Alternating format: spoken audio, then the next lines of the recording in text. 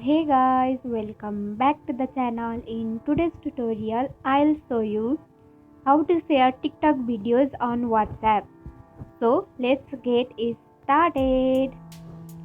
At first, make sure you have the Instagram and TikTok both have downloaded on your phone by Google Play Store or App Store, and make sure both apps are logged into your account. So at first, open your TikTok app. So this is the video which I want to share on WhatsApp to my friend. Now you can click on share icon here and you can see the option called WhatsApp, so tap on it. Now you can see various options here. You can simply click on those person which you want to share. So I am clicking this person. Now you can share here.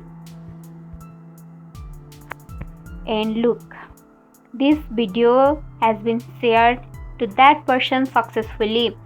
And that's it. If you found this tutorial helpful, don't forget to like, comment, share, subscribe and hit the bell icon for more easy tutorials. I'll see you in the next video. Till then, bye bye. Take care. Have a great day.